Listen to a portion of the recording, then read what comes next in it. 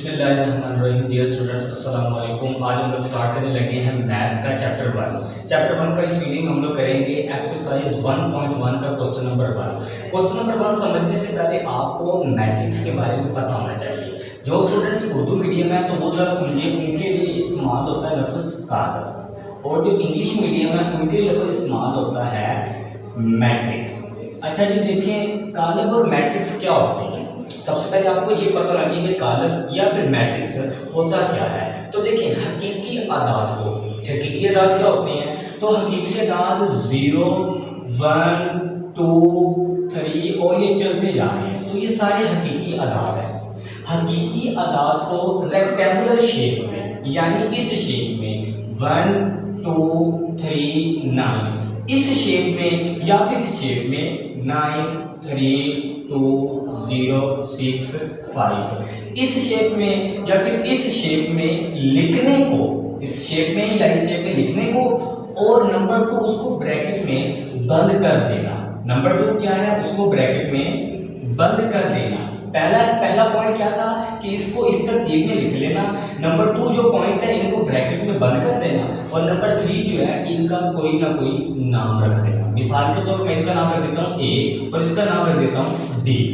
तो ये क्या बन गई है, कालब बन गई है। तो सबसे पहले आपने क्या समझना है कि कालब होता क्या है। तो कालब की 3 शर्तें हैं। नंबर 1 शर्त क्या है कि इसको इस शक्ल में या फिर इस शक्ल में लिखना। किसको, रियल नंबर्स को, यानी हकीकी अदाद को इस शेप में लिखना। नंबर 2, इनको ब्रैकेट्स में बंद कर देना। ये देखिए, इनको भी मैंने ब्रैकेट्स में बंद किया और इसको भी, इनको ब्रैकेट्स में बंद कर देना, और फिर इनका कोई ना कोई नाम रख देना। तो फिर वो क्या कहलाता है, कालब कहलाता है। मिसाल के तौर पर मैं आपसे पूछता हूँ कि मुझे ये बताइए ये कालब है या नहीं। जैसे ये 9 और 6 है, और मैंने ये इसकी ब्रैकेट लगा दी है और इस इक्वल लगा दिया है, तो क्या ये कालब है या नहीं। तो जब मैं आपसे पूछूं ये कालब है या नहीं, तो आपने देखने की 3 शर्तें पूरी हो रही हैं या नहीं। तो देखिए, नंबर 1 शर्त थी कि चलिए इसको हमने इस तरह लिख लिया, यानी चाहे इस तरह लिख लें चाहे इस तरह लिख लें, हमने एक शर्त पूरी कर ली। दूसरी शर्त क्या है कि हमने ब्रैकेट बंद कर ली। तीसरी शर्त ये थी कि इसका कोई ना कोई नाम रखना है, जो कि अभी तक हमने इसका नाम नहीं रखा। तो ये कालब यानी मैट्रिक नहीं है। अगर आपने इसको मैट्रिक्स बनाना है तो आपको इसका कोई ना कोई नाम रखना पड़ेगा। जैसे मैंने इसका नाम डी रख दिया, तो ये आपके पास हो गया मैट्रिक्स। पहली चीज तो समझ आ गई कि मैट्रिक्स होता क्या है। अब नंबर 2 हमने समझना है कि कालब के रोज और कॉलम्स क्या होते हैं। यानी आपके पास ये भी मैट्रिक है, ये भी मैट्रिक है, ये भी मैट्रिक है, यानी ये भी कालब है, ये भी कालब है और ये भी कालब है। तो इसके अंदर में इसकी खुसूसियात होती है, यानी ये कालब इस कालब से कैसे मुख्तलिफ है, या फिर ये कालब इस कालब से कैसे मुख्तलिफ है। तो वो फिर मुख्तलिफ है अपनी प्रॉपर्टी की वजह से। और इनकी कौन सी प्रॉपर्टीज होती हैं, इनकी सिर्फ 2 प्रॉपर्टीज होती हैं। नंबर 1 इसका आ जाता है रो, और नंबर 2 आ जाता है कॉलम। क्या चीज मैंने बताई, नंबर 1 इसका आपके पास क्या आ जाएगा, रो, और नंबर 2 आपके पास क्या आ जाएगा, कॉलम्स। अच्छा जी, अब रो और कॉलम्स क्या होते हैं। तो देखिए, मैट्रिक्स के अंदर ये जो नंबर है ना, इनको कहते हैं एलिमेंट्स। क्या कहते हैं, एलिमेंट्स, यानी अरकान। 1, 2, 9, 3 ये कालम A के एलिमेंट्स हैं, यानी कालम A के अरकान है। तो देखिए, अरकान की उफ़की 2 होती हैं, एक उफ़की होती है और एक अमुदी होती है। तो अरकान की उफ़की बनावट को, उफ़की तरतीब को कहते हैं रो। दोबारा समझिए, देखिए ये इसकी उफ़की बनावट इस तरह से है, ये एक इसकी उफ़की बनावट है और एक इसकी ये उफ़की बनावट है, ये 2 होगी। तो देखिए, मैंने कहा कालब की उफ़की बनावट, एक उफ़की बनावट ये है और एक ये है। इसका मतलब ये हुआ कि ये आपके पास आ जाएगी रो 1 और ये आपके पास आ जाएगी रो 2।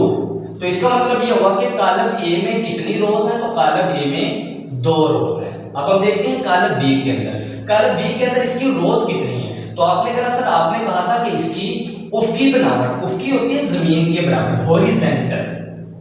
क्या, इंग्लिश में हॉरिजॉन्टल, उर्दू में उफ़की बनावट। तो देखिए, इसकी उफ़की बनावट क्या, उफ़की बनावट होती है जमीन के बराबर, यानी इस तरह से। तो ये देखिए, इसकी एक आ जाएगी ये वाली और दूसरी आ जाएगी ये वाली। तो देखिए, इसका ये आ जाएगा रो 1 और ये आ जाएगी रो 2।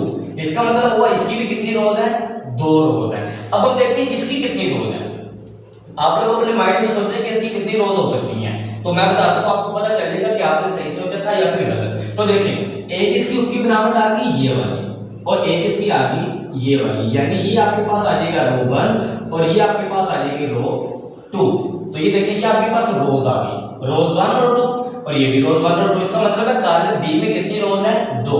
तो पहली प्रॉपर्टी आपको समझ आ गई होगी कि रो कहते किसे हैं, रो कहते किसे हैं। अब हम देखते हैं कि कॉलम किसे कहते हैं, कॉलम्स किसे कहते हैं। तो देखिए कॉलम के अंदर यानी मैट्रिक्स के अंदर अमूदी बनावट को, यानी परपेंडिकुलर अमूदी बनावट को कहते हैं कॉलम्स। मिसाल के तौर पर ये देखिए ये इसका ना अमूदी बनावट है, ये इस तरह से, ये इसकी अमूदी बनावट है, पिलर की तरह है। ये देखिए ये भी इसकी अमूदी बनावट है। तो ये फिर आपके पास आ जाएगा कॉलम 1 और ये आपके पास आ जाएगा कॉलम 2।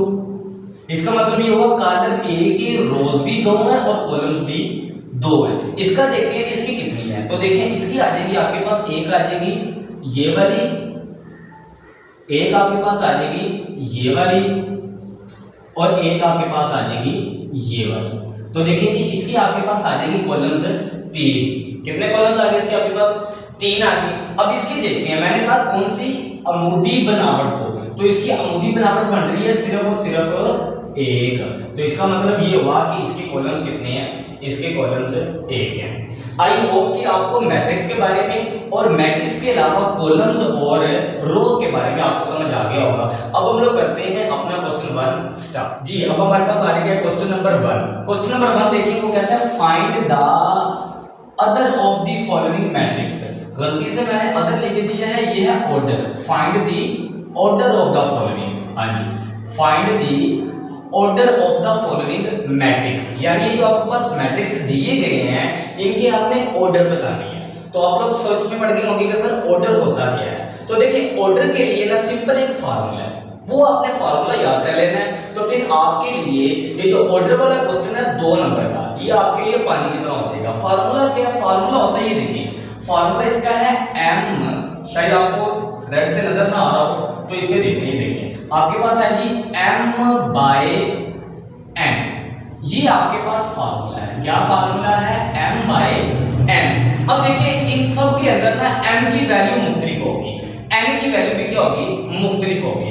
आपने सिंपल इनके अंदर m और n की वैल्यू लगाते जाना है और अपना आंसर लिखते जाना है। अब देखिए m क्या होता है और n क्या होता है। देखिए नंबर 1 आपके पास m क्या होता है और नंबर 2 आपके पास n क्या होता है।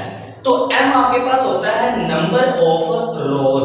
n आपके पास क्या होता है कि आपके पास कितनी रोज है, यानी नंबर ऑफ रोज, यानी आपके पास एक मैट्रिक्स के अंदर कितनी रोज है, तो वो आ जाएगा नंबर ऑफ रोज। अब n क्या है? नंबर ऑफ कॉलम्स, यानी आपके पास एक मैट्रिक्स के अंदर कितने कॉलम्स हैं, यानी एक कॉलम के अंदर कितने कॉलम्स हैं, वो आपने वैल्यू पुट करते जाना है तो आपको आंसर आता जाएगा। क्वेश्चन सोल्व करने की देखिए, अब यहां पर मैंने कहा जी हमारे पास फार्मूला है m/n। ये देखिए मैंने यहां से सॉल्यूशन स्टार्ट कर दिया, ऊपर क्वेश्चन लिखा हुआ है और नीचे मैंने इसका सॉल्यूशन स्टार्ट कर दिया है कि m/n है जी। फिर मैंने यहां पर बताया कि m कितना है और फिर मैंने बताया कि n कितना है। तो देखिए m को कैसे देखते हैं? m मैंने कहा होता है रोज। रोज क्या होती है? तो अभी मैंने थोड़ी देर पहले ही आपको समझाया है कि हॉरिजॉन्टल यानी जमीन के बराबर हॉरिजॉन्टल रे के अंदर एलिमेंट्स की जो तरतीब होती है उसको रोज कहते हैं। मिसाल के तौर पर इसकी रोज पता कितनी होगी? ये देखिए इसकी एक रो आ जाएगी ये वाली और एक रो इसकी आ जाएगी ये वाली। तो ये देखिए यानी ये आ जाएगी R1 और ये आ जाएगी R2। इसका मतलब ये होगा कि इसकी m की वैल्यू क्या आ गई? 2 आ गई। अब हम लोग देखते हैं n की वैल्यू। n क्या है? Number of columns. तो नंबर ऑफ कॉलम्स कितने हैं? तो देखिए एक इसका आ जाएगा नंबर ऑफ कॉलम ये वाला C1 हो गया और एक आ जाएगा ये वाला। अगर ये C1 है तो ये हो जाएगा C2। इसका मतलब ये हुआ कि n की वैल्यू भी यहाँ पर क्या आ गई है? 2 आ गई है। बस अब हम लोग वैल्यू पुट कर देते हैं। तो वैल्यू क्या पुट करेंगे? m/n है, m की वैल्यू 2 है तो मैं यहाँ पर लिख दूंगा 2/n की वैल्यू क्या है? 2। तो 2/2 इसका क्या आ जाएगा जी? इसका आ जाएगा आंसर। 2/2 इसका क्या आ गया आंसर आ जाएगा। अब हम लोग देखते हैं बी वाले का। बी वाला भी बिल्कुल वैसे होगा। अब हम लोग इसको सोल्व कर रहे हैं जी। बी वाला सोल्व कर रहे हैं तो हमने सबसे पहले इसका लिखा फार्मूला। फार्मूला इसका क्या है जी? फार्मूला इसका है m/n। सबसे पहले m की वैल्यू देखें और उसके बाद फिर आप देखें n की वैल्यू। तो देखें m की वैल्यू क्या थी? m हमारे पास थी नंबर ऑफ रोज। तो रोज क्या है ये देखें, ये आपके पास रो 1 आ गई और ये आपके पास रो 2 आ गई। अब इसकी वैल्यू पुट करते हैं। देखें m यानी रोज कितनी है 2, तो यहां पर आ जाएगा ये इसकी 2 है। अब देखते हैं n कितनी है। तो देखें एक आपके पास n आ जाएगा ये और एक n ये, यानी ये आपके पास एक कॉलम है और एक कॉलम ये, यानी कि 2 कॉलम है। इसके भी कितने हैं 2। अब हम लोग वैल्यू पुट कर देते हैं। तो वैल्यू आंसर आया है m यानी 2/n यानी 2। तो 2/2 इसका भी क्या आ गया जी आंसर आ गया। अब हम लोग देखते हैं सी वाले का। सी वाले का बिल्कुल वैसे ही है कि हमने फार्मूला देखना है m/n। तो m/n देखना है। सबसे पहले m की वैल्यू देखें, उसके बाद फिर आप देखें n की वैल्यू। तो m की वैल्यू कैसे पता चलेगी? m आपके पास होती है रो, तो इसके अंदर कितनी रोज है? तो इसके अंदर सिर्फ और सिर्फ एक रो है, तो यहाँ पर क्या आ जाएगा 1। अब n यानी नंबर ऑफ कॉलम्स। तो नंबर ऑफ कॉलम्स यहाँ पर 2 है, एक आपके पास आ जाएगा ये और एक आपके पास आ जाएगा ये, तो यहाँ पर आ जाएगा 2। नंबर ऑफ कॉलम्स 2 आ गए। फार्मूले में वैल्यू पुट कर दें m यानी 1, तो यानी 1/n यानी 2। तो 1/2 इसका क्या आ जाएगा जी आंसर आ जाएगा आपके पास। अब हम लोग देखते हैं इसको, क्वेश्चन नंबर डी को देखेंगे। डी के लिए भी वही फार्मूला इस्तेमाल होगा ना m/n। तो m की वैल्यू क्या है ये देखें, उसके बाद फिर आप देखें n की वैल्यू क्या है। तो देखिए m के लिए आपने क्या करना है 1 2 और ये 3, यानी ये आपके पास इस तरह हो जाएगा r1 r2 और r3, यानी m आपके पास क्या आ गया 3। n क्या है आपके पास? तो n देखिए सिंपल एक ही आ रहा है, ये आपके पास एक ही आ रहा है, तो ये आ जाएगा 1। तो इसकी वैल्यू पुट करें m यानी 3/n यानी 1, तो 3/1 ये आपके पास आ गया जी आंसर। किस क्वेश्चन का? डी क्वेश्चन का आंसर आ गया। अब हम लोग देखते हैं ई का। चलिए जी ई का देखते हैं। तो ई के लिए आपके पास आ जाएगा जी नंबर 1 आपका फार्मूला क्या है? तो m/n। m आपके पास कितना है उसकी वैल्यू फाइंड करेंगे सबसे पहले हम लोग, फिर हम लोग देखेंगे n आपके पास कितना है। देख लेते हैं जी कितना है। तो देखिए m यानी कॉलम्स, सॉरी m यानी रोज। तो ये देखिए ये आपके पास बन रही है रोज, तो इसकी रोज कितनी आ गई? इसकी रोज आ गई आपके पास r1 r2 और r3, यानी आपके पास इसकी वैल्यू क्या आ गई 3 आ गई। अब n की वैल्यू देखते हैं। n की वजह आपके पास एक ये कॉलम है और एक ये कॉलम है, तो इसकी वैल्यू क्या आ गई 1 और 1 2, यानी इसका m की वैल्यू 3 वैसे का वैसे और n की वैल्यू 2, तो 3/2 इसका क्या आ जाएगा आंसर आ जाएगा। अब हम लोग देखते हैं f को। तो f के लिए भी आपका वही है, यानी फार्मूला क्या है m/n। तो m की वैल्यू क्या है जी ये देखिए सबसे पहले, उसके बाद देखिए n की वैल्यू क्या है। तो नंबर 1 इसका देखिए कि रो आपके पास कितनी आ रही है? तो रो आपके पास एक ही आ रही है, यानी m की वैल्यु क्या है 1 है। अब देखिए n की वैल्यू, तो n आपके पास भी क्या आ रहा है कॉलम 1 ही आ रहा है, तो इसका मतलब है इसकी वैल्यू भी क्या है 1 ही है। तो m/n यानी m की वैल्यू 1 है, बाय वैसे का वैसे n की वैल्यू भी क्या है 1 है। तो ये आपके पास क्या आ गया जी, तो ये आपके पास आंसर आ गया। अभी तक हम लोगों ने किया है f तक। आई होप कि आपको f तक समझ आ गई होगी। अब हम लोग करते हैं f के बाद। अब हमारे पास आ चुका है क्वेश्चन नंबर जी और h, ये 2 क्वेश्चन रह गए थे। तो इसका हमने क्या फाइंड करना है? इसका भी हमने ऑर्डर ही फाइंड करना है। तो ऑर्डर को फाइंड करने के लिए आपके पास जो फार्मूला है वो फार्मूला है जी m/n। तो m देखिए m आपके पास कितना है और n आपके पास कितना है। तो देखिए m क्या होता है नंबर ऑफ रोज, यानी इस कॉलम के अंदर, इस मैट्रिक्स के अंदर आपके पास कितनी रोज है। तो देखिए रोज को अगर हम लोग देखें तो रोज होती है इस तरह से, ये आपके पास आ जाएगी एक रो, ओके जी। उसके बाद ये आपके पास आ जाएगी दूसरी रो, उसके बाद ये आपके पास आ जाएगी तीसरी रो। तो देखिए ये आपके पास m की वैल्यू क्या आ गई 3 आ गई। अब हम लोग देखते हैं n की वैल्यू। n आपके पास होता है इस तरह से, ये आपके पास 1, ये आपके पास 2 और ये आपके पास आ जाएगा जी 3। तो ये देखिए आपके पास C1 C2 और C3 3, यानी m की वैल्यू क्या आ गई 3। अब m की जगह पर उसकी कीमत पुट करते हैं। m आपके पास है 3 बाय वैसे का वैसे, और n आपके पास क्या है 3, तो 3 बाय 3 ये आपके पास क्या आ गया जी, इसका आंसर आ गया। अब हम लोग बात करते हैं h की। h के अंदर आपके पास क्या आ जाएगा, वही वाला सेम फार्मूला आ जाएगा कि m बाय n।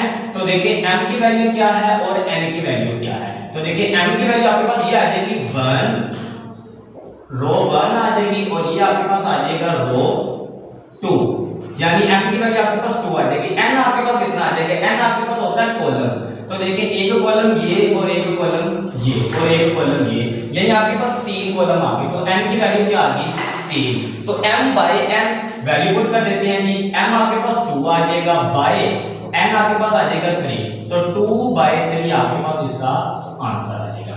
लो जी हमारी क्वेश्चन नंबर 1 जो 1.1 क्वेश्चन नंबर 1 है वो कंप्लीट हो चुका है। फिर मिलेंगे क्वेश्चन नंबर 2 के साथ, तब तक के लिए अल्लाह हाफिज़।